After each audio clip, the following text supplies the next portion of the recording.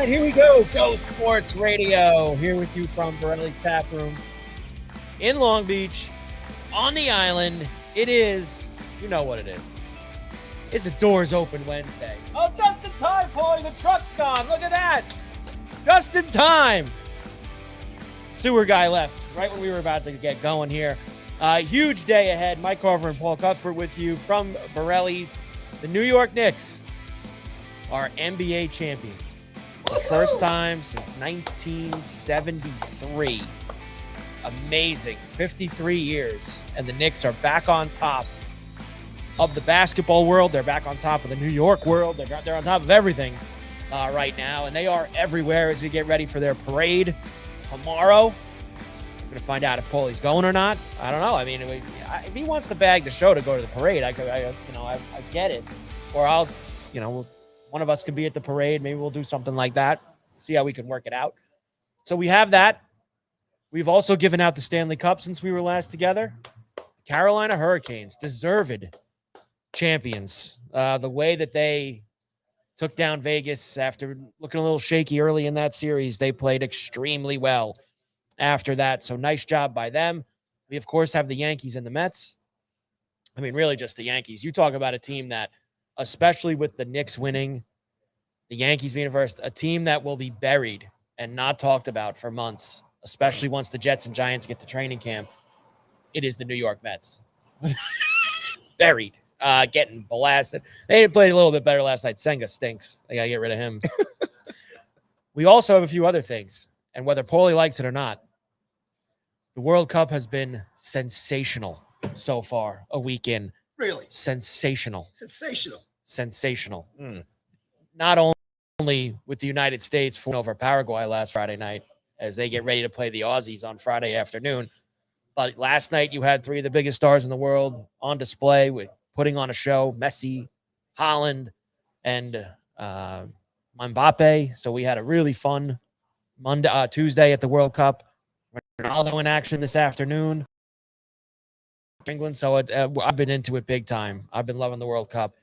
And the United States Open here on the island, Paulie. Shinnecock Hills out east. Beautiful town.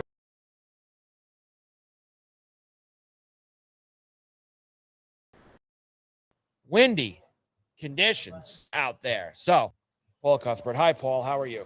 Happy Wednesday, everybody. It is beautiful out, man. You can just feel it. Yeah, cruising a little closer to July, and we surfing soon, and cast fishing down here. And I got Willie with me today. He wanted to go to the beach. He's like, "Can we go to the beach instead?" Willie wanted to go to the beach. Willie is in the right state of mind. I tell you that. He's ready for the beach. That's for sure.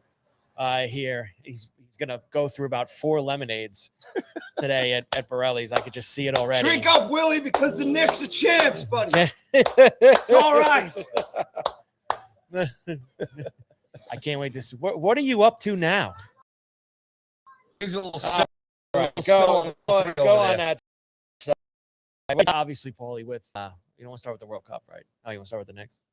Let's go Knicks. Okay, so Knicks Saturday night win the title in 5 over the Spurs. And you know what was great about it, Paulie? They did it the way they did it the whole series. You know, it was just it was every single game was like a carbon copy of the next. Spurs came out, took a big lead. Knicks chipped away. Obviously, the biggest was the 29-point comeback, which we talked about last week on the game 4. But again, get down, hang around. Second half, fourth over. Brunson with an incredible performance, which well-deserved Finals MVP after a game like that in a closeout game. Score 40-plus points in a closeout game. That's big-time legendary stuff. And all hats off to him. Immortalized in the city forever. It's been a few days. I still can't believe it. And I'm not the biggest Knicks fan. I thought it was awesome. I really did. Yeah, no, it's absolutely surreal. There's no doubt about it. It's amazing. It's funny, they said, they came back and pretty much won every game the same way, but there was no way you could just put your feet up and relax and say, the Knicks got this.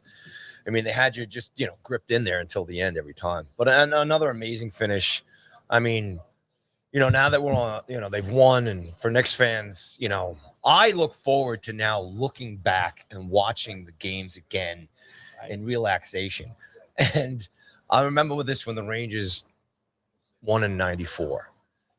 And every time I still see the clips of Game 7, I still feel like we're not going to win. Right. Right. But man, they did it. It's over. Just an amazing team. And then finding out about Dolan's speech and seeing these guys really let loose after the 10-week commitment, the last couple of days, the interviews, the Instagram posts, the drinking, the couple guys fried, all that stuff. Yeah. But I will tell you this, man. If there's one guy I'm really even more impressed with, it is Brunson, the way he's carried himself as the captain, the leader, his post-game interviews. Like he wasn't over dramatic. He was just classy, professional the whole way through, and he's still that way.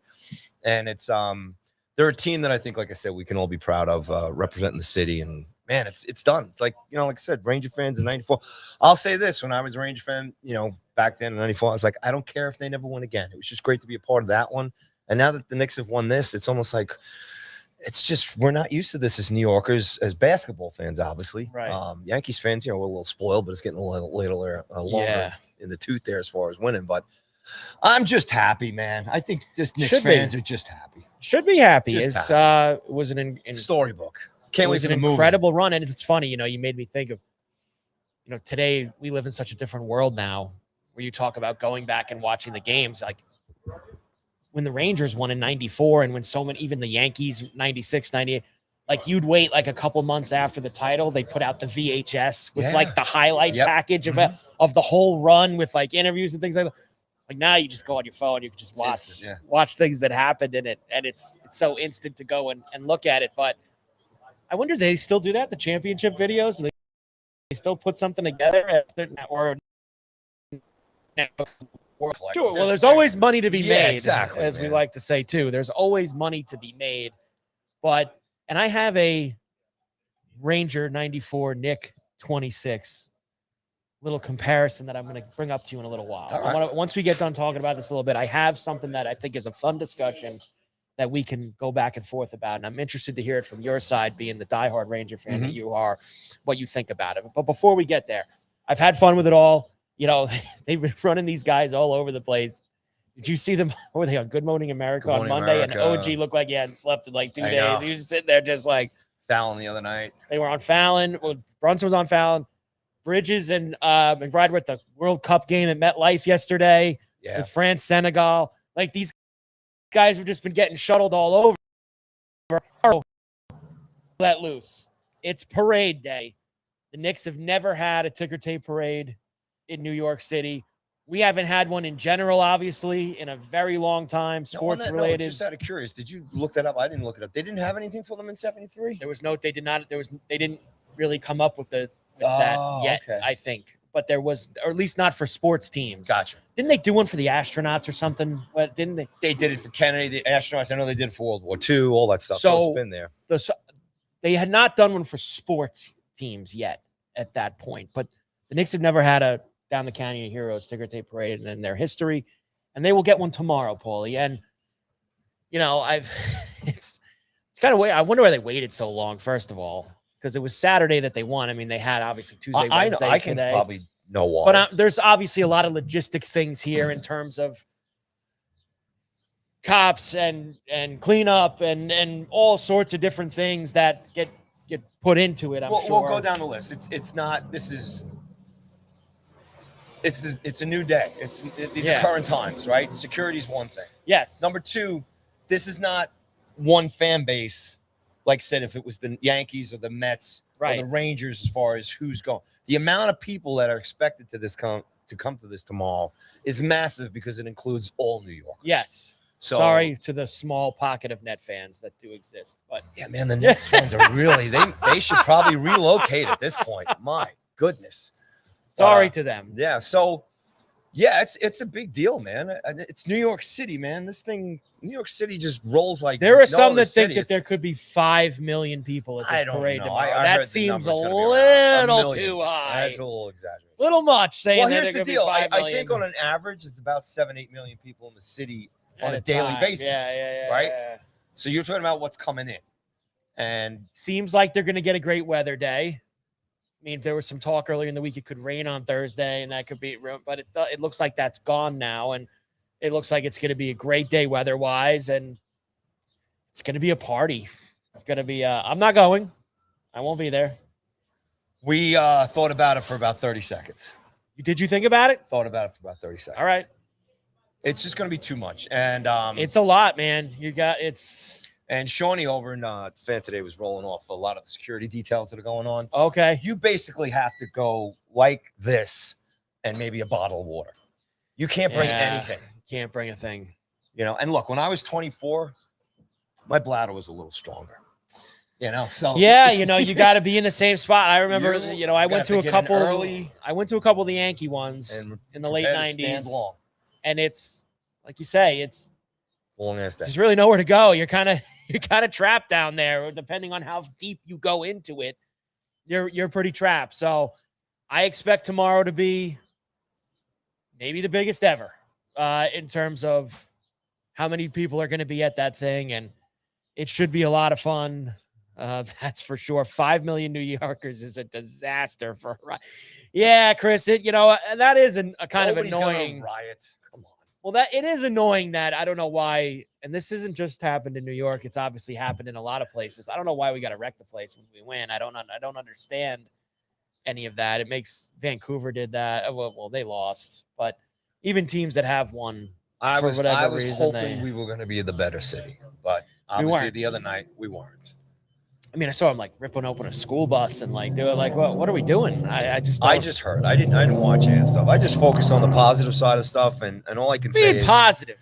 All I can just say is I give tons of credit for NYPD, everybody, the city officials, everybody working the cleanup crews, and you're pulling for all the people who own local businesses and everything else in the area and who live in the area and everything else, and just look. Hopefully, it goes well. And everybody comes out of this safely and there's no issues, and just make it a good day.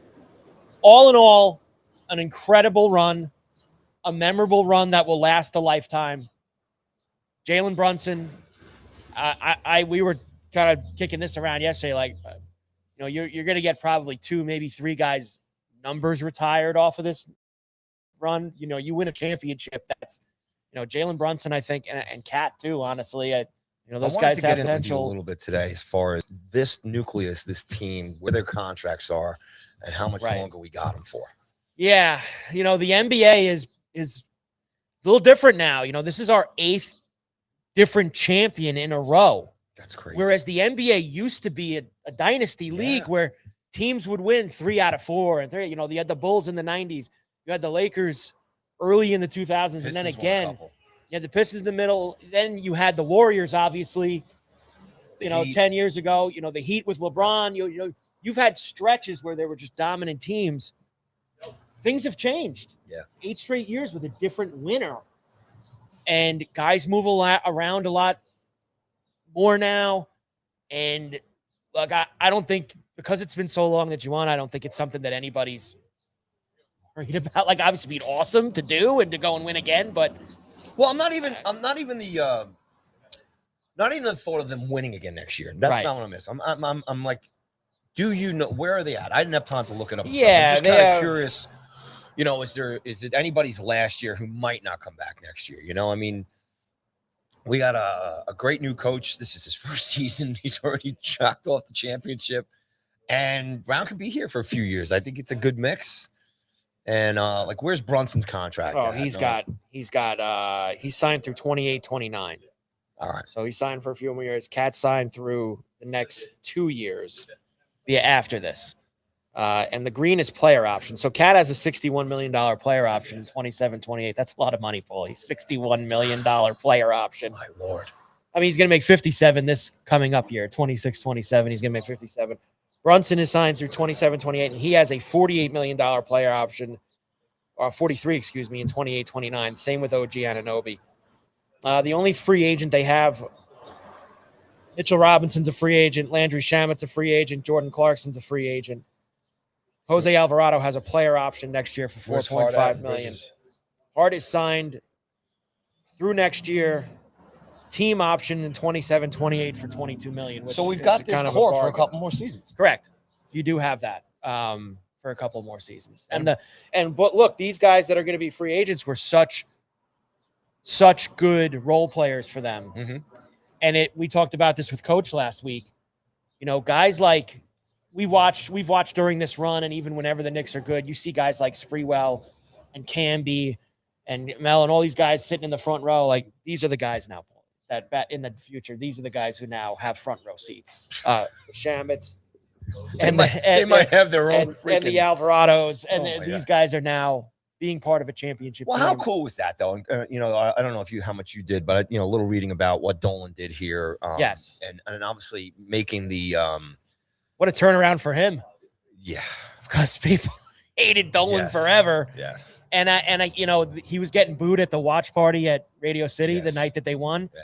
And after his speech, then he got cheered because a lot of people were giving him flowers. Like, I usually hate Dolan, but man, I've got. I think it's because of what he said, and he was so honest, saying, "I'm sorry this took so long, but I'm glad we can finally."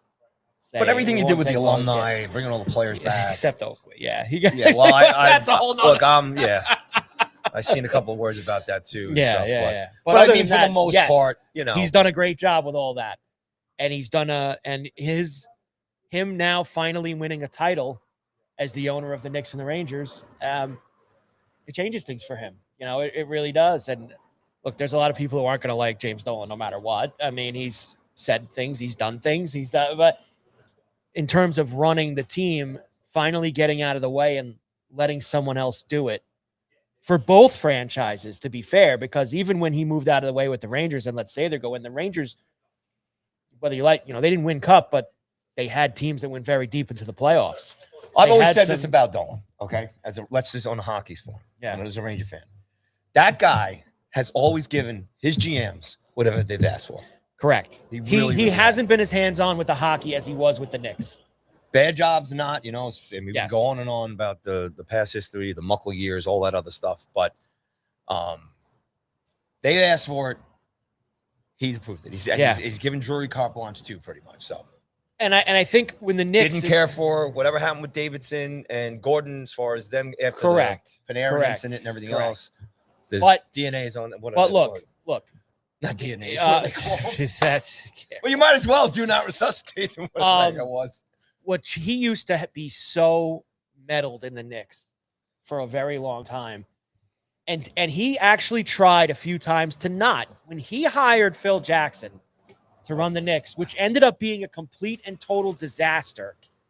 But he tried. He's like, you guys wanted this guy so badly to run the team, and I'm going to let him, and it was a disaster. Yeah. And it was finally when he got Leon Rose in to run the team is when things finally changed for him. Which is kind of crazy. We didn't talk a lot about Leon during that's because the first time, the other night after they won was the first time he spoke in 5 years. So that was the...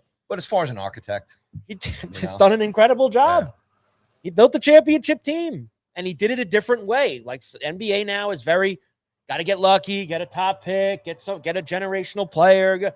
They were able to move pieces around. Obviously, Brunson was a signing, and they were able to move pieces for Cat. They were able to move pieces for Hart, move pieces for OG, move pieces. They were able to do all of this and build a team that was good enough to win the whole thing. And they'll be remembered forever now in this town. The picture of OG tipping the ball in Game 4 will live forever. Brunson's performances in all the games, really, especially Game 5, where he went bonkers. Well, the comebacks, and then the closeout of the earlier rounds. It's stuff that you don't. And the way they carried themselves. And finding out about this 10-week thing that Dolan asked for and how they were very professional, no nonsense on social media. There was no drama. They were incredibly professional. If you compare Wemby's press conferences to, the Knicks during the whole run, Brown, I think, only got animated that particular game as far as the rest we were talking about that in the last series. And he was doing that intentionally to protect his players, take away the focus from them and stuff. So again, outside of the performance on the court, obviously that, led to the success. We're champions now. It's fantastic as fans. But when you step back and say, man, they ran a really tight ship as a great. It's an organization that they can kind of be really proud of. I agree. Incredible job. Now I have a little would you rather, a little comparison I want to do with you after you tell us a little bit about. Like I did this with the Borrelli's. Islanders with you at the beginning when we started the show. Remember, would you like 4 cups in a row, or would you like them spread out? It's something that it's comparing a couple of guys. Okay. And their legacies and and one isn't done yet, but their legacies and their history in this town and with their teams. I want to get your take on it. So let's do that when we come back. Carver and Cuthbert, Go Sports Radio, Borrelli's Taproom in Long Beach on the island. Paulie, there's got to be so many things happening here. We've got watch parties for the United States. I mean, I saw the clips. Q put them up. This place was nuts Saturday night after the Knicks won. It was incredible, but there's lots of stuff happening. On the bar. Q was on the bar. I saw the video. Q up on the bar on Saturday night. What's happening at Borrelli's, Paulie? Well, it's Wednesday night coming up after the show here later on today, and that means Wednesday night music theme nights are back right here at Borrelli's, located at 912 West Beach Street in Long Beach on the island here in New York, home of the champion New York Knicks, baby. So tonight, on this beautiful, gorgeous day down here in Long Beach, we have Yacht Rock Night tonight. So come on down, $21 dinner special, half-price bottles of wine, free admission, and the smooth sounds of live yacht. Tomorrow night, as always, is Carnivore Night for $42.99. Come on down here for a choice of pork, steak, or veal, soup and salad, and dessert, and bottomless beers and endless wine, and the live music with Current and Company every Thursday night here at Borrelli's. And then on Friday, we have the live music returns for the weekend, and Chloe Halpin's going to be here on Friday night at 7 p.m., followed by DJ John for the Friday night dance party. And then on Saturday, Evan Carriga returns 7 p.m. live music, and then DJ TM Select does the Saturday night dance party. On Sunday Fun Day, Pat Grubb is going to be here, live music 4 p.m., and then DJ TM Select for the evening Sunday Fun Day dance party. And of course, throughout the weekend and all the live music's free admission, tons of bucket specials, incredible menu down here, all kinds of food specials. So come down here, windows open, doors open, TVs inside, TVs outside. World Cup soccer going on this weekend, too. The United States playing Friday, 3 p.m., I heard. Well, guess what? Borrelli's is going to be open. The game's going to be on here all day, and they got bucket specials for the U.S. team games, so make sure you get down here for that. And who they playing on Friday? The Aussies. The Australians. Aussie. All right. Aye. I tell you what. Monster match. Both won their first game. Too bad the Scots didn't have any games around here in Long Beach, man, because they were tearing up Boston. They got another game. How did they get both of their first 2 games in Boston? They're playing their next game in Boston too. Bank and bank. Scots. All right, so that's what's going on there. And as far as the comedy, don't forget that comedy series all returning here. We have Billy Gardell is coming up here. Mark Norman sold out on June 23rd. Joe List on the July 14th. Chris DeStefano on August 5th. And then just announced, I got to read this right off of the card here, and it's going to be June 24th. It's Aaron Wexler and Richie Voss, double night of comedy, and that's on Wednesday, June 24th.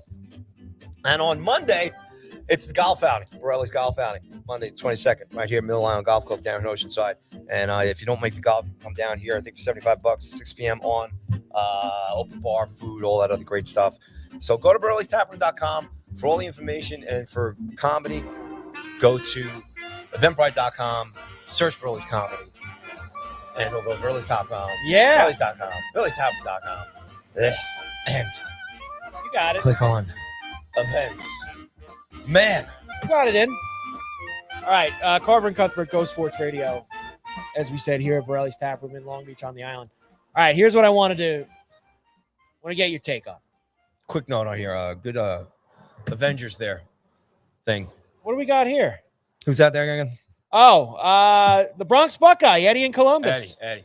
Yeah, there were a bunch of Spider-Men in New York over the weekend too. So yeah, we are the Thanos of sports right now. Thanos, New York City sports and Vinny. And it's a door. Very excited about that. I hope it's a doors open Monday for the golf outing. Ready for that? I haven't looked at the weather yet. I try not to go anything more than 48 hours. Yeah, I try not to go. 48 hours is like my limit as to how far I can go. All right.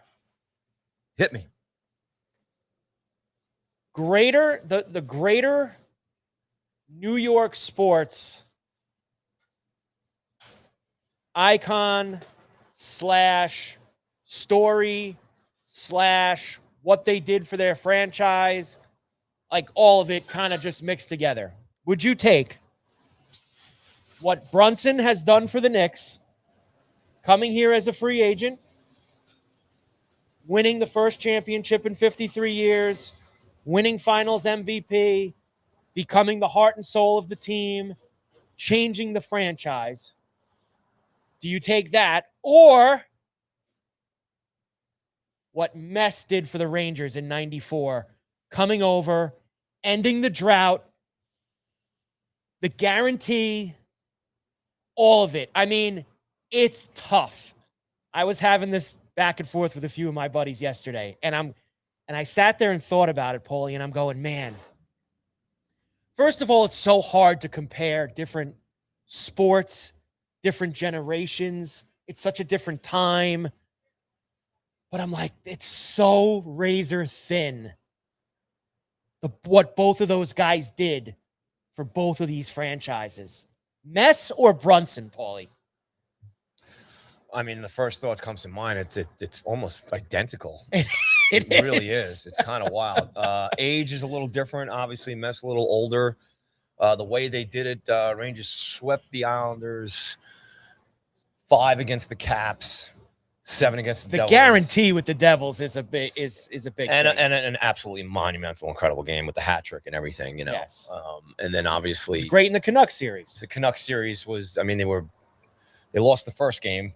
And won then won 3, three, and then had to come back to New York for Game and 7. Quinn just told Babbage and the rest of them, Memesso, just to go out there and hurt people, and then they did, and then Rangers crawled to Game 7. It's tough. So, like I said, it is tough because, like I said, 53 years for the Knicks, 54 years for the Rangers. The only thing I'll say is, Mess was part of a lot of Oilers that came in, patch job. It was kind of different. This Knicks team has been together. I mean, Mess had a few years, obviously, on the team and a lot of different parts. So maybe this Knicks team is kind of a little more. Well, it's more pure because it's been this unit, the last couple of seasons. I don't want to.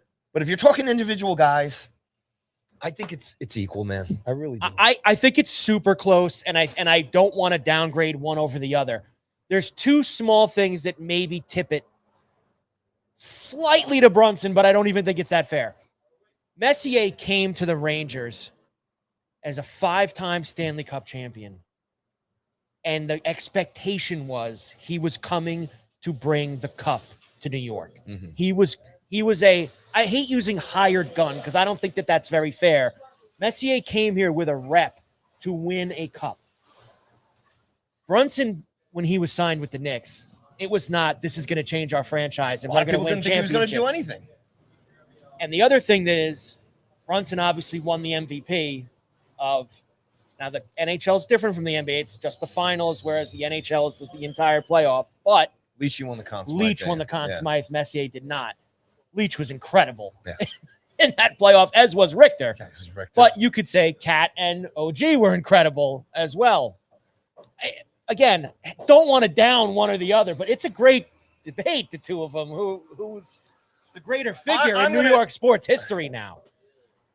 Obviously, as a Rangers fan, and this is... Well, the hockey guys are going to side the Mets. Usually. Well, I was younger, right? So I'm 24 years old. It was a religious experience, Right. It was Rangers. I mean, I was a Ranger, when you come out as a kid in the late 70s, for me, being a Ranger fan and growing up with the Rangers and just getting to the finals in 79, the battles with the Islanders in the 80s, just that whole run up to finally Messier coming and winning it is kind of euphoric thing here. The Knicks being invested in the Knicks in the 90s as well too, getting so close, almost winning, right? Having some runs, and then the Rangers and the Knicks both took nosedives as far as just horrible teams, losing records, losing fans, everything, just through all this stuff that's going on. Rangers come back, right? 2014, conference finals, they're back, they kind of reestablish themselves. And now obviously what Brunson's done here with the Knicks, I might give it a little more to Brunson than the Knicks, even as a Rangers fans, because I think it's just it's more impactful, and I think it's because it represents so many more New Yorkers than what the Rangers did. I think it's that's very true, because obviously Islander and Devil fans didn't want to see the Rangers win the cup, whereas the entire city seemingly, because there are no Net fans. Yeah, am I going to sit here and turn around to you and if Schaefer hoists the cup for the Islanders, you're not going to be thrilled. I'm going to be like, you're going to be thrilled. Eddie in Columbus in the chat says they both ended long droughts. What can it be both? We tend to be prisoners of the moment. The immortal Sam Rosen was right. That one will last a lifetime, and it's true. But I want another one. But you want another one, and now it's 30 plus years already. And now you're like you said, you've rolled into 30 years since that championship, and you're dying for another one. But I think it's very interesting, the Messier Brunson kind of comparison and where they are in the pantheon of New York sports history. Kind of both being the Garden teams, both being, ending extremely long droughts. There's the physical debate. Is ice hockey winning a Stanley Cup more demanding? I don't think that's fair. Because I'm saying all these different debates you could throw in there. They are such different games. They are very different games. And I think that Messier maybe had a better, and this, again, not a knock on him, a little bit of a different supporting cast because they brought so many championship guys from the Oilers, and Leachy and Richter were so damn good in that playoff run. They don't win without those two guys either. But that's any sport pretty much anyway. Everybody's bringing in free agents. Football no one does it all on their own. Everybody does it. So, I mean, at that time, look, the whole thing with Sather being a former Ranger, all that stuff. He was helping the Rangers getting these guys. He was getting those guys were at the end of their contracts there. Yeah. The Rangers had the money. They didn't have a cap back then. Yeah. So, Neil Smith took full advantage of everything. He got Laumer. He got, Noonan. He got Mateau. He got all these guys. You know what I'm saying? And they eventually built it, and that's what it took for them to do it. And so, but the Rangers also did it with homegrown talent, man. They had Kovalev. They had Richter. They had Leachy. And so there was enough mix of homegrown talent with veteran talent. Like I said, is the making of every championship team. I don't care who it says. So that whole knock is pretty much gone. But look, I'm just going to say this. It's still amazing that here we are on a Wednesday in June, and we're saying the New York Knicks are the champions of the world. New York City's got another champion, and we're not sitting there going, what did they do wrong? What are we going to complain about? What do they do this? What did they do that? Which has been going on for 53 years, and it's over. It's over. Here's another one that's probably a fun, little sports talk radio type of debate type of thing. I was thinking about this too. I put this Knicks team and this Knicks championship as the third greatest in my lifetime in New York. They're number 3. The third greatest championship.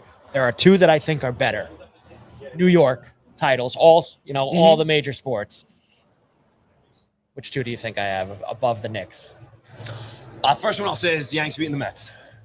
I don't have that. I do have one of the Yankee titles. The other one would be the 96 Yanks. I actually have 98, and I'll tell you why. Okay. Because they were the most dominant team ever. They won 115 games. Yeah, they were incredible. The pressure was on them to finish that because they were so good. Joe Torre and the guys, that one is very good. Look, the Yankee ones are probably like 3 out of the top 6. So I didn't want to stuff it all with Yankees in the top, but I actually think that that's number 2, the Yankee one. There's actually one I think is above the Yankees and above the Knicks. Number 1 in my lifetime, New York sports championships. I can't think of it. Giants beating the Patriots the first time. The undefeated Patriot team. Me as a Giants fan. Eli to Plexico, and I'm not a Giant fan. I hate the Giants. That is the number that team did, beating an undefeated Patriots team in the Super Bowl. Yeah, but is still and maybe it one day will be top. I think that's the best New York championship in my lifetime. That's the best New York championship. Yeah, and that story totally and locked everything in that on they did. Baseball, hockey, and basketball. Completely forgetting going about on the road, Giants. going on the road, all 3 games in the playoffs. They won in Tampa, they won in Dallas, they won in Green Bay, and then winning against an undefeated Patriot team in the Super Bowl as massive underdogs. It's that.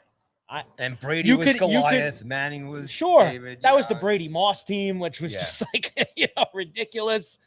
And look, you could interchange probably any of those Yankee early 90s, late 90s championships. I think some would say 98, some would say 96, some would say 2000 because of the Met angle of it. And then I put this Knick title third, I think. And look, the other Giant title beating the Patriots is pretty damn good too. The second Eli title. And look, I know 80, I'm kind of cutting it off at like 90. I'm Giants talking about beating the Bills was pretty incredible too. I'm a Bills fan, so I know, out. But I mean, but just Parcells. And that's the first championship that I really remember, because 86, I was 6 years old with the Mets, 6 years old with the Giants beating the Broncos in the Super Bowl that year. So I don't really put those in. No, I'm saying my adult life. That was where I have some. Speaking of the '86 Mets, that clip was released, because they were talking about improbable comebacks and everything else. Right. And it is to watch that inning again, 2 outs, 2 strikes, right, and just to see that unfold again was unbelievable. I was in the car. We were out hanging out. I don't know if you get back then as a young 16-year-old, 17-year-old, and pulled to the side of the road, just listen to that. I think somebody said, "Hey, let's just pull over and listen to the last out," Yeah, and then base it, and going. So unbelievable, amazing. But here we are, amazing. New York's I gave you a little New York sports stuff, I like it, right man. there for you, and I thought it was pretty cool. And yes, Eddie's right. If the Islanders or the Bills ever won for me, especially, look, I've never seen either of them win. The Islanders won when I was an infant. I don't really, obviously wasn't a part of any of that. I've seen the Yankees win 4 times or 5 times in my life, whatever it is. The Islanders or the Bills winning would absolutely, Eddie, hit different for me. That's another level if I ever got to see one of those. Massive droughts, massive years droughts. Look, anything's possible. Bills never. Rangers and Knicks have shown you might have to wait 53 years, 54 years. The Isles are getting there now. Yeah, Isles are at 42 or 43 now. The Islanders are at. So somebody had thrown some stuff out there, like everybody talking about like, Messier and Jeter, and I even as a Rangers fan, I think it is unfair that the Islanders dynasty really kind of doesn't get the flowers that it should. It's because what those guys did. Look, in short, they should have went to 6 straight finals because the Rangers beat them in '79, and they were a monster team. They were supposed to go. They were supposed to play the Canadians. That was year. the loss that turned that was a real and learning then they experience. Go 5 in a row. Yeah, and losing to an incredible, obviously, Edmonton which team. they had beaten the year before, and they, in comparison, when they lost to the Rangers in '79, they all talked about how that set them up to win. When the Oilers won that 50 year of the Islanders, they all said them beating us last year is what they taught us how to win by kicking our ass the year before. And then we came back, and that Islander team, obviously, by that 50 year was how much hockey could you play?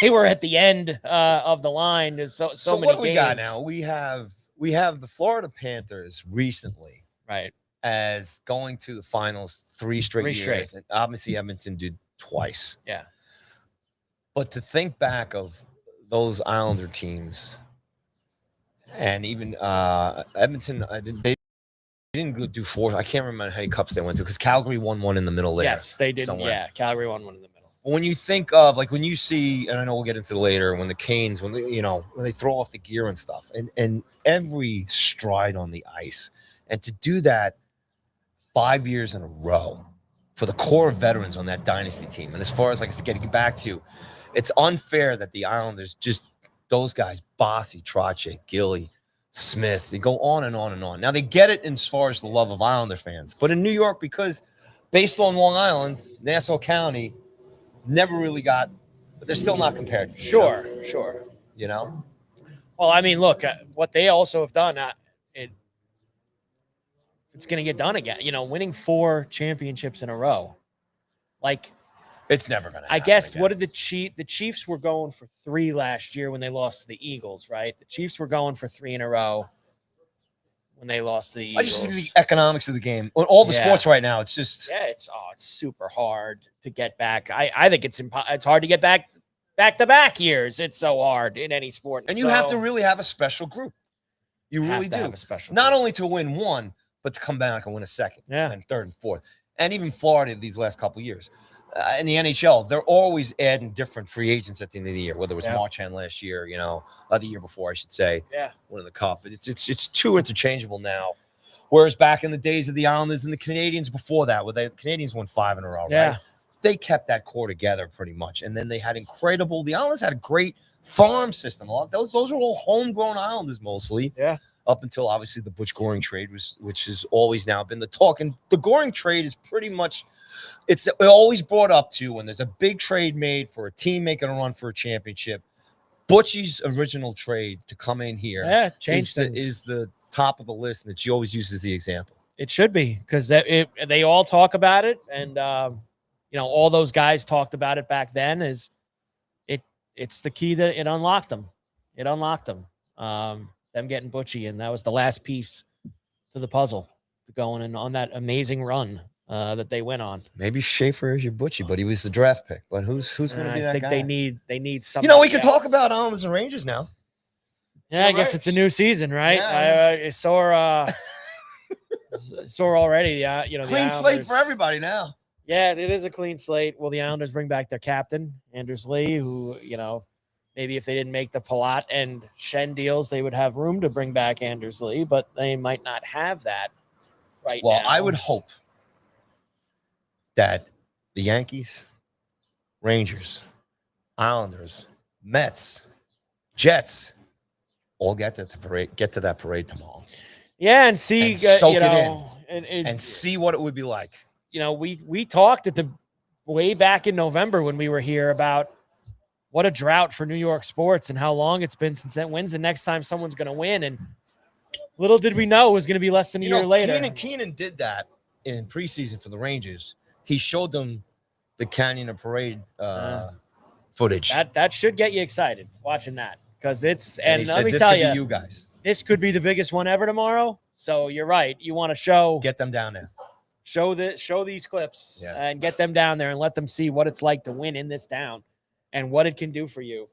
Amazing stuff. Carver and Cuthbert, Go Sports Radio, here at Borrelli's Taproom in Long Beach, on the island, on a Wednesday, a doors open Wednesday. It is beautiful down here today as we are rocking and rolling. I want to get into a few things here. William, you good with the pizza, William? William, you all right? Okay, good. I don't have to go over there. You're all right then. You mentioned Carolina winning. Let's talk about that for a moment. Let's bring up my prediction last week after the last show. I said they were going to win 4-1 and take a commanding lead in the series. Yes. And what was the final score in the game? Game 5. Was game 5 4-1? 4-1. That was the under game, right? That was the game that they moved to 6.5, and I played the under that night. 4-2 might have been the final. Are we going to talk about this series? 4-2 might have been the final. 4-2.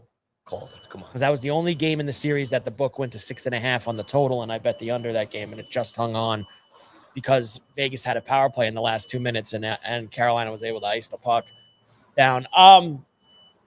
We're going to do a lot of this tomorrow, too. With Denny, yeah. Denny Bernstein's coming back tomorrow. Wrap up the NHL season. Fair play to Carolina, Paulie. I'm not the biggest fan.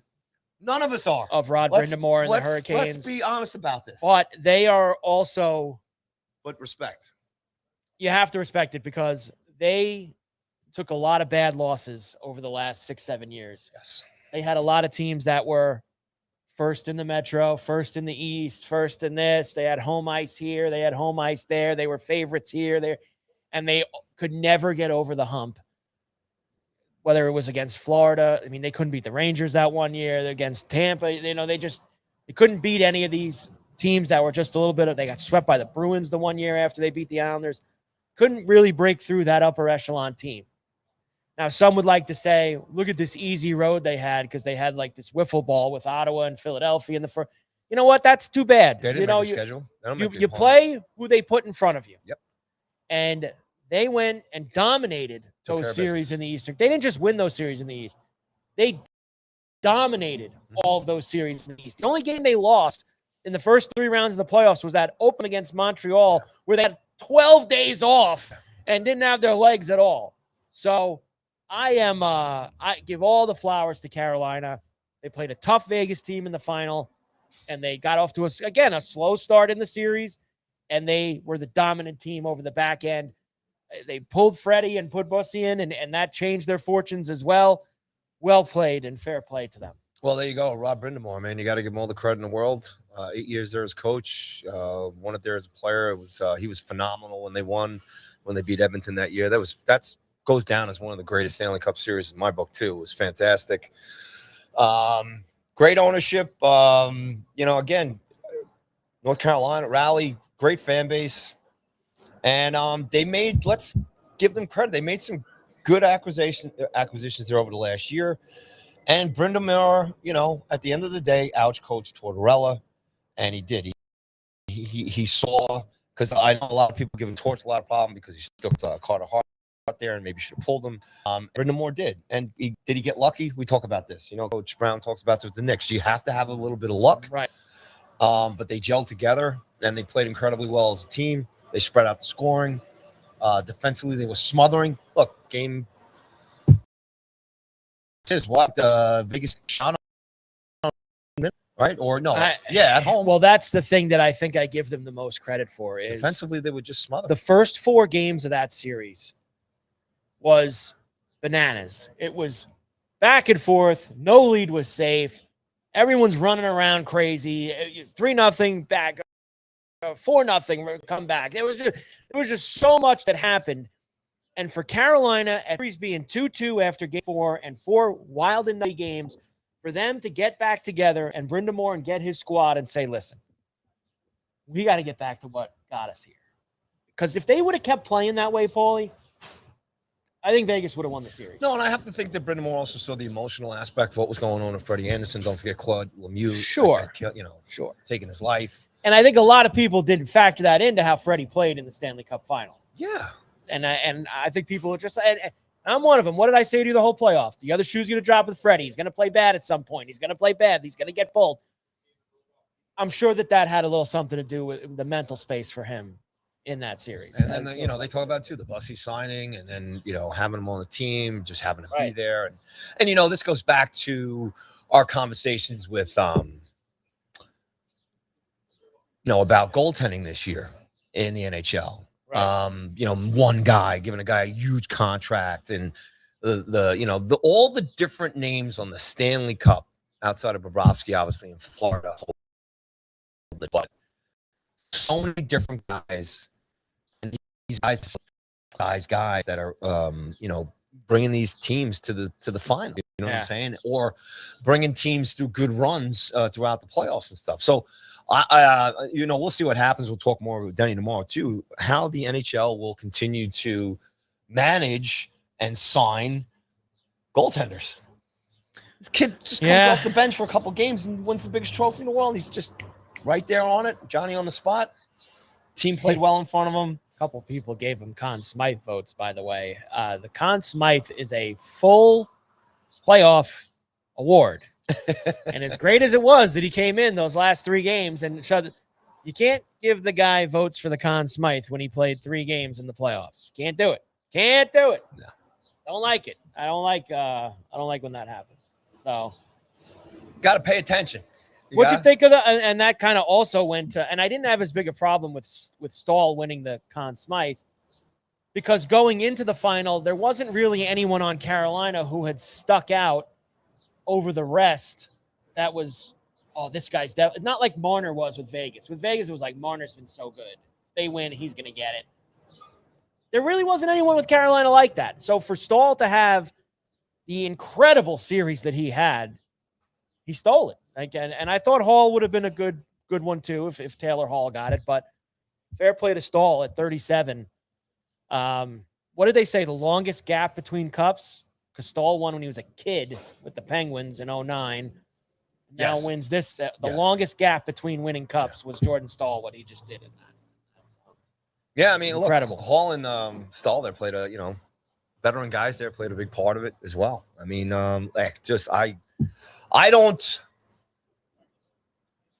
have this kind of feeling because Carolina won it. Yeah. I think, me and you obviously loving the game, loving the sports, you have to admire commitment. You have to admire performance. You have to admire the fact that, also during the series, there was really no controversy. There was nothing, there was no real talk about officiating in this series. No. It went toe to toe. A lot of it was 5-on-5 scoring. You know, it really came down to that old adage. It's you got to play the two-way game, and Carolina did. And you know, some teams eventually do. They just run out of gas. The chemistry runs out, and you know, it was exciting for the Knights because of what Torts did here in the short time he was there. But maybe as you know, if that was game one, like I said, sometimes your welcome gets worn out a little bit. Torts is Torts, but you know, maybe we don't know what happened in the back rooms. I mean, I know the guys on Vegas were all talking very highly of Torts on their exit speeches there to the media and everything else. But, you know, and that's something, too, that we'll not understand. I mean, if there was any kind of discussions or anything where if Torts maybe Torts wanted this job and then maybe found out he wasn't going to get it, you know. Right. Who knows? But I think he was fine not coming back anyway. But overall, let's put it this way. All that stuff aside that I just mentioned, yeah, the Canes beat them on the ice. And they did it. They changed their game back to their style for games 5 and 6, and they shut the door doing it that way. We'll talk more about it with Denny tomorrow. Carver and Cuthbert, Go Sports Radio here live from Borrelli's Taproom in Long Beach on the island. Why don't you tell us again, Paulie, what's going on at Borrelli's here over the next couple of days? All right.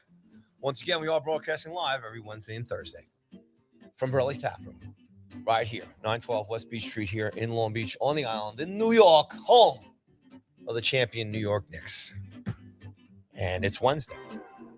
And it means it's the return of music theme nights down here at Borrelli's. And it starts off with Yacht Rock tonight. Come on down if you like the smooth sounds of the 70s and 80s. We got live Yacht Rock music here tonight, starting at 7 o'clock, free admission, $21 dinner specials, half-price bottles of wine, and other drink specials. So come on down here, full menu.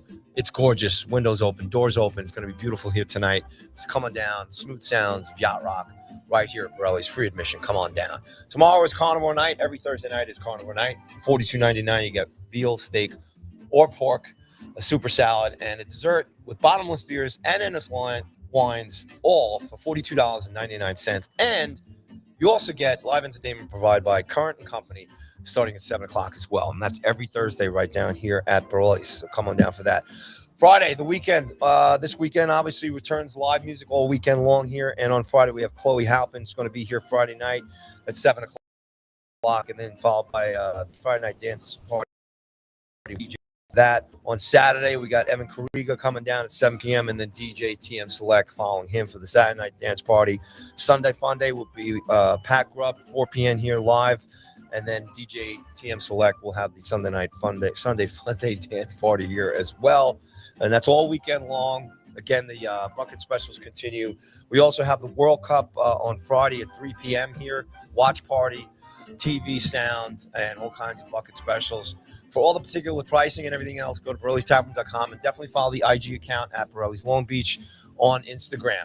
Okay, because it's all kinds of great stuff going on there. And you can find out if you want to come on down here and hang out with us.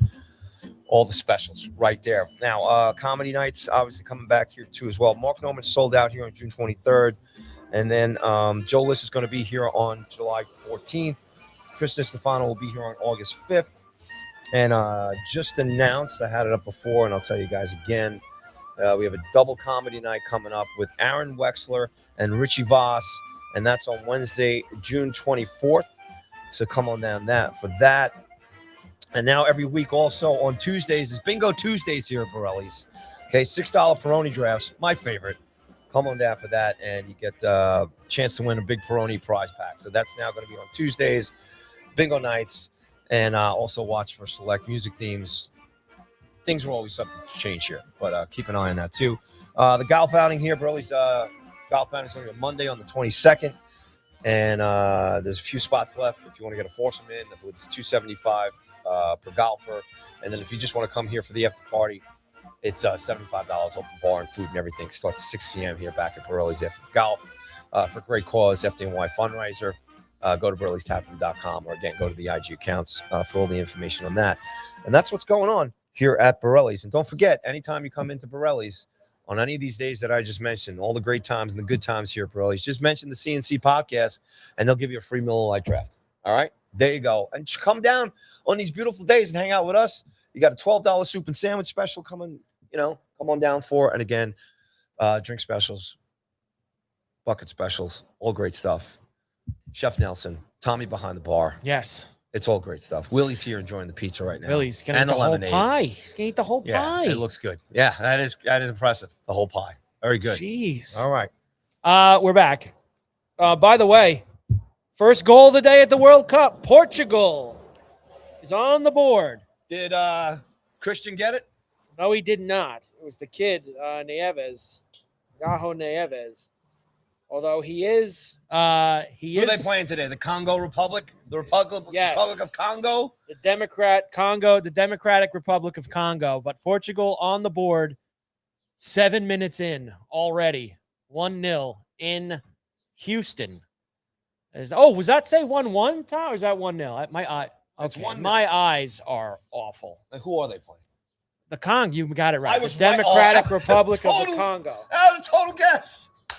So I was totally being real. Oh, okay. Thought it was a joke. The mighty Republic of Congo against Cristiano Ronaldo. Well, the mighty Cape Verde drew Spain the other day. Joke. Germany scored 10 goals the other night? I mean, come on. That was against Curacao. Give me a break. They lit it up on Curacao. Let's talk about badminton or something. World Cup. This has been an exciting week, and the United States. I tell you what, this is what I want to talk about. Off to a great start, the 4-1 win over Paraguay. They play the Aussies on Friday. Does it put them in the finals? Are they in the finals? Yeah, but come on. That's the kind of win that gets the country behind them. Everybody's going to be into it. They're playing in Seattle Friday afternoon, which is a place where there's always a great soccer crowd there. I mean, you got to get into it a little bit. Talk about the crowd. So, remember we were talking about all this, the pricing, the security, and everything? We were dead wrong. What's going on? Every stadium looks sold out. They're full. People paid $2,000 a ticket to sit in these places, so I guess. Fake news is real? I mean, what's the deal? I honestly thought because of the prices that we would see empty seats, and it just hasn't been the case. They, even yesterday morning, I woke up and I was like, man, we brought up this France-Senegal game at MetLife. Remember we looked at it and it was like $800 or $900 a ticket. And I was like, let's see if on game day, maybe it's a little bit more palatable. $1,400, cheapest ticket. So the demand is obviously there. People are going and they're paying these prices. So God bless them. I'd love to go, but it's just, man, it's a lot. Just a lot. Just goes to show you, man. People find a way. $95 for the train ticket from Manhattan to MetLife. Well, obviously, right, you have 4 years to save, right? When you know the World Cup is coming, right? Sure. And let's say for a certain select amount of teams and countries, they're going to be there. Yeah. The Portugals, not the Italians and the Irish, but Germany, Argentina, Brazil. So you can bank some money over 4 years and prepare yourself for travel and all that other stuff. The Scots barely got in there. It was amazing to watch them, and then what a turnout they've had in Boston. They've taken the town over. They're at Red Sox games. They're at they're everywhere. It's phenomenal. It really is. But that's the stuff that's awesome about the World Cup. Scholars. It's not only them. Like they're everywhere where Argentina had an immense crowd in Kansas City yesterday. It was, that was in New York. I don't know why they were fighting in New York City. They were fighting with Algerians because they played Algeria last night. But that was in New York. The game was in Kansas City. I couldn't understand why in Times Square, Argentina and Algerian fans were fighting with each other. It makes no sense to me. Most of the stories are great. Ronaldo already yelling at the ref. This guy's the worst. He really is. Hey, his hair looks great, though, man. This guy's the worst. Enough of this guy. Meanwhile, yesterday, the three real stars of the World Cup, which is Mbappe, Erling Haaland, and Messi play Senegal. Who did they play? Messi played Algeria last night. Holland and Norway played Iraq. Surprised he didn't get 7 goals. Listen, it was a star-studded day. Look, I'm sorry I'm going to be difficult here, but it's to me, it's just not impressive, these first group round stages and the teams that these guys are matched up against. It's a cakewalk because they want these teams for the next major rounds. So this is all just stuff. I can't get excited over it yet. I tell you what, when Argentina plays Brazil or Germany plays Holland, I'm with you. I'll go to the bar with you. I'll support you. Right now for this first round, I can't get into the Congo playing Portugal. The Congo's just had 2 good chances here against Portugal. Down 1-0, they're going to start to move here. They're going to try to attack. Sorry, everybody. I just can't get into it right now. I don't want to be negative. I don't want to rain on you. You're missing anything. You're missing a good event. I'm not missing anything. It's a high quality event. There's a lot of excitement. Look at this free kick just outside the box here for the Congo. Let's see if they can take advantage. Oh, they got the corner kick here. Take advantage against Portugal and tie this game.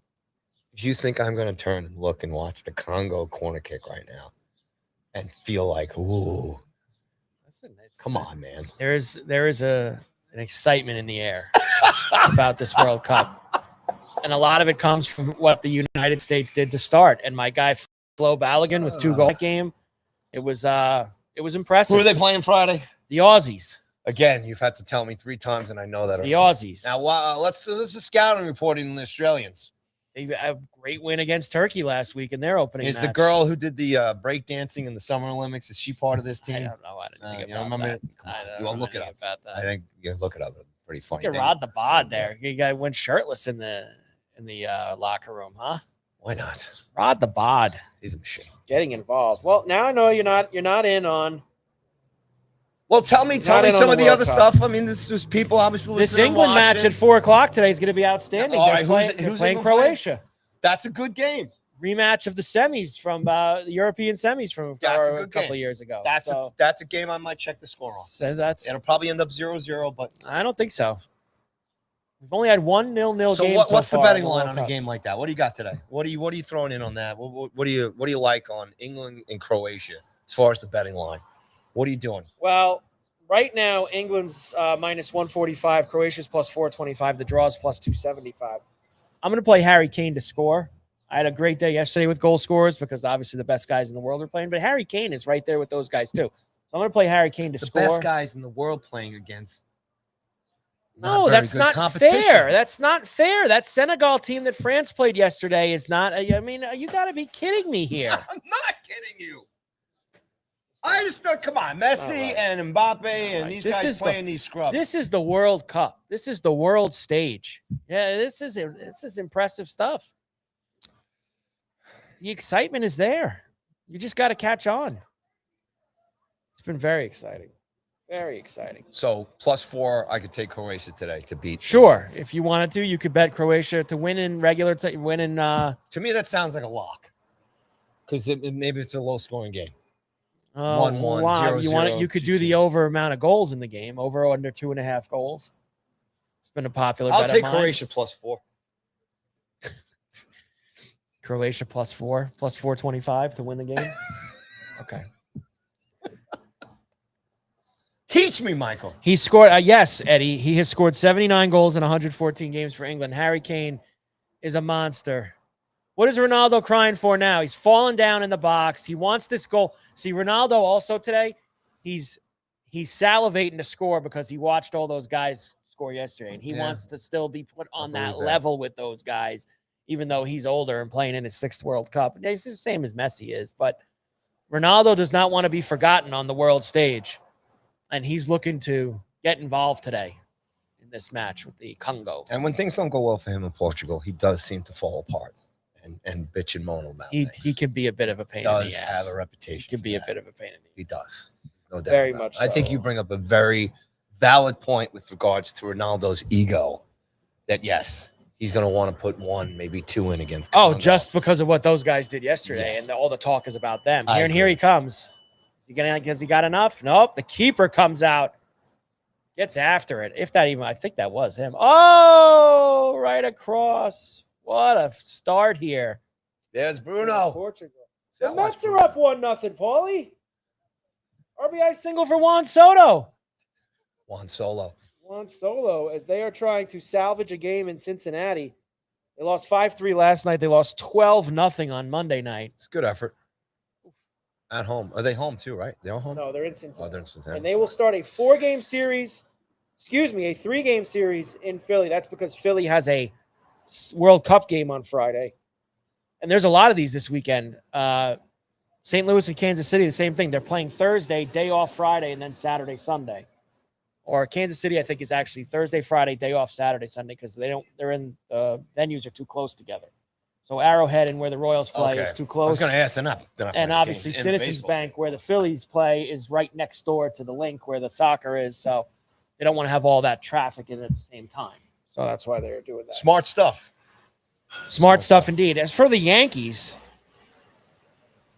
big win by them last night. I mean, they torched the White Sox 12-2, Paulie, and they've actually, they've had the hitting stick out a little bit without Judge. They have been able to get it done. Now, they did take 2 out of 3 over the weekend in Toronto. Mm-hmm. It's a great weekend for them, and they've called that. I wanted a sweep. I said just win 2 out of 3. Mm-hmm. And the same thing, they can go for the series tonight with Carlos Rodon against Anthony Kay, who stinks. Kay stinks for the White Sox too. And this was a tough spot for the White Sox. They've been playing really well, got into first place in the Central. Actually took 2 out of 3 from the Dodgers last weekend, took 2 from the Braves, the series before that. But now you're in the Bronx, baby. A little bit tougher. A bit tougher ass for them this week. Yeah, the boys have kind of quietly been playing well. Quietly I say that because we've been so focused on the Knicks. But first place, right? Looking good. First place, looking good. Tampa's hasn't been everybody playing well chipping at all. in. Goldsmith's playing like he's 23 years old. They've now extended out to a 2.5-game lead on Tampa in the AL East. Fantastic. Told you Tampa was going to take a nosedive. White Sox are now tied with Cleveland for first in the AL Central. Seattle's now in first in the West, a 1.5 on top of the A's. Like some of the scores of those A's games in Las Vegas last week. Yeah, you brought them up. I mean, it was just crushing the ball, right? A lot of scoring. Do you want your weekly check on where the Mets are in the wild card race? Yes, let's do that. 6.5 games back.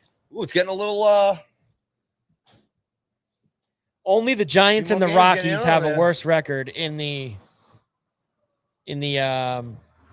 National League. Is anybody really talking about them anymore? Is there any uproar? No, and that's the problem for them is because you have a combination of fading out of the headlines here. Well, they are because with the Knick run, the Yankees being good, Jets and Giants are like really a month away from camp. The excitement of the World Cup.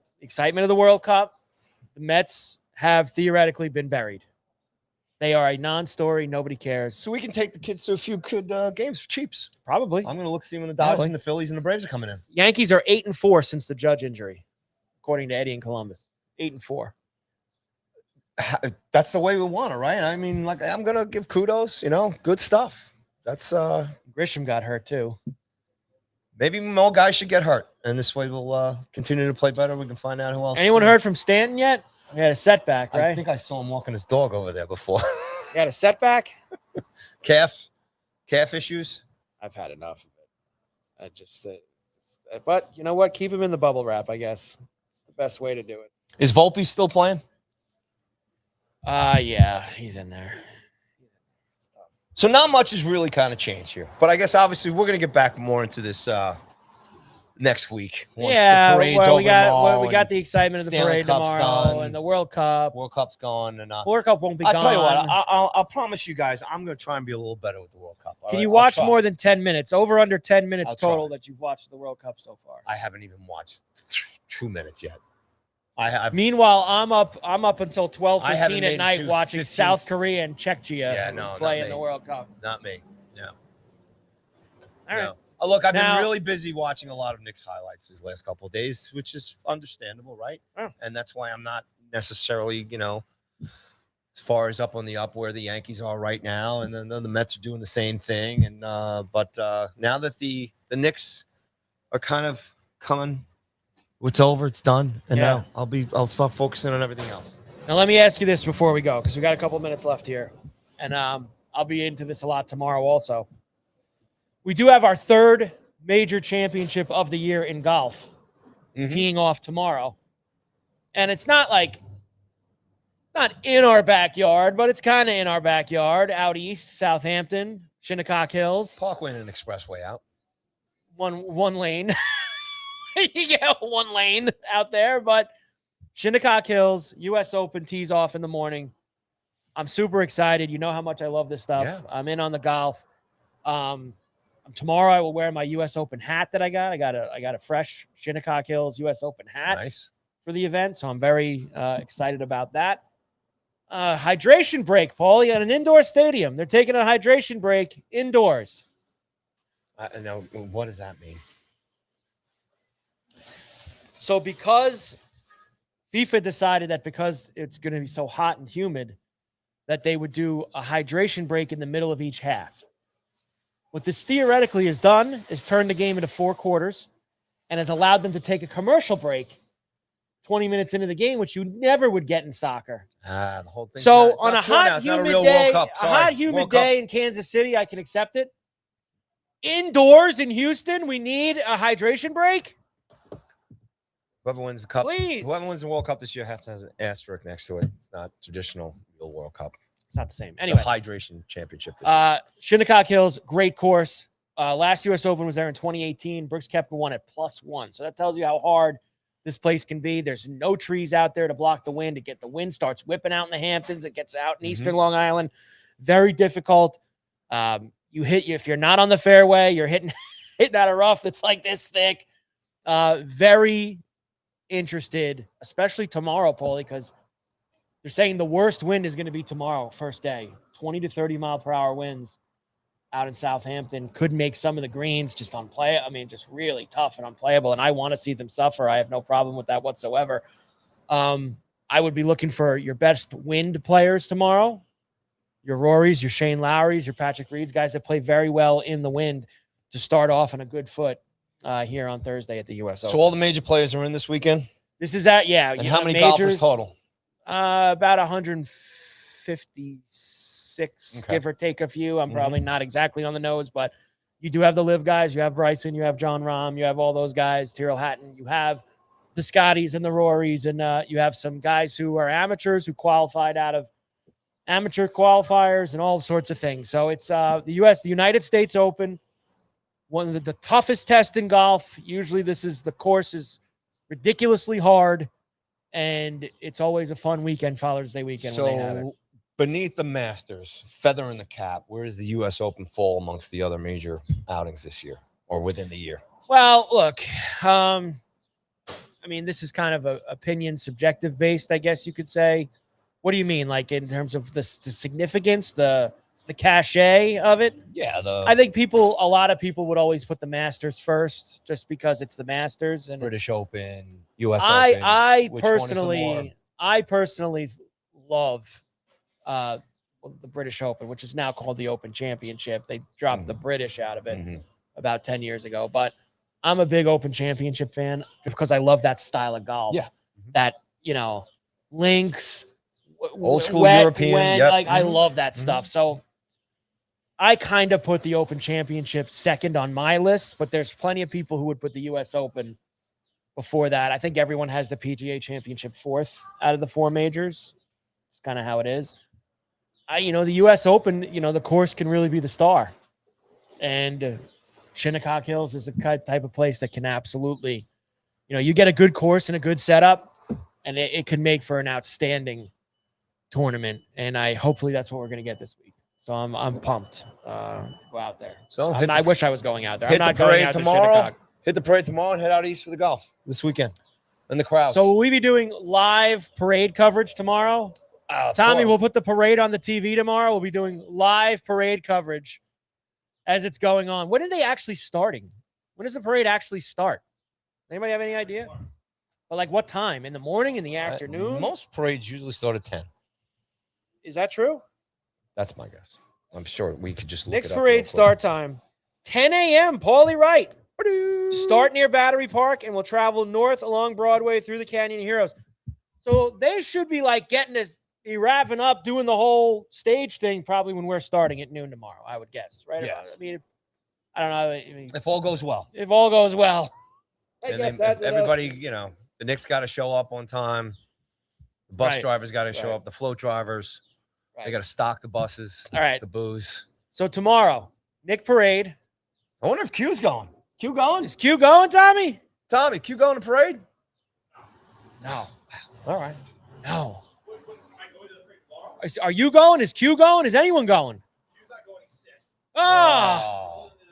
Hey, Q, feel better, bro. Feel better, Q. All right. All right. Well, me, Paulie, and Tommy will watch the parade. Probably little Willie. We'll watch the parade from here at Borrelli's tomorrow since we got no school this week. Pre-K ends earlier than the rest of the schools. Yes. Starts camp next week, though. Get him back out. But either way, Hello, mother. we will watch the Knicks parade tomorrow. We will talk a little bit more about the Yankees. Denny Bernstein's on. DB will be on to wrap up the pucks. And all the great coaching And whether hires. Paulie likes it or not, World Cup. a breakdown of the United States versus Australia Friday afternoon monster matchup. I wish we could get the person who organized this Scottish trip. What are they call the Tarpon Army? The Tarpon Army, yeah. Get the leader of the Tarpon Army on the show. I mean, get him to come to Borrelli's. Take the train down and come to Borrelli's. They've been going to Jersey. I saw them at some famous sandwich place in New Jersey. They all stormed in there and got sandwiches from the guy. Bravo to the Scots. Hope they go deep, too. All right. Paul Cuthbert, Mike Carver, Go Sports Radio, Borrelli's Taproom in Long Beach on the island. We are back tomorrow, noon East. Be there. Have a great day. Take care.